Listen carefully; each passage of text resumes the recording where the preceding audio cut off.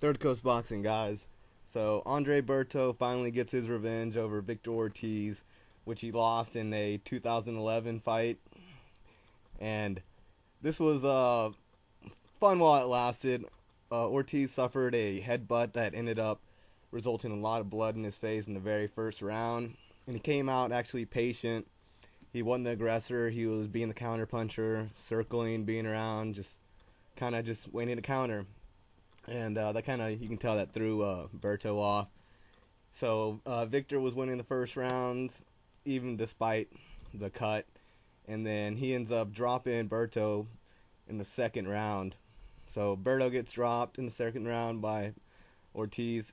Berto gets up, continues, and then ends up, catching him with an uppercut and putting him down.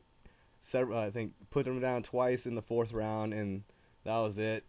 You know, fight stopped. You can tell when Victor got up, he didn't know where he was. They gave him the benefit of the doubt on the first one.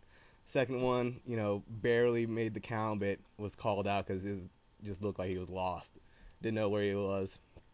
So, not as interesting or entertaining as the first one, because the first one was more back and forth, and this one had that as well, but it just didn't last long enough to get the full action and everything like that. But punch stats was a little weird because Ortiz ended up landing 29 punches compared to Berto with only 19, but I guess that was enough to take out vicious Victor Ortiz.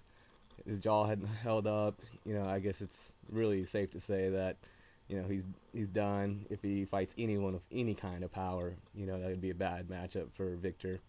Anyways, Andre Berto stops Victor Ortiz in the fourth round in the rematch. All right, guys, I'm out.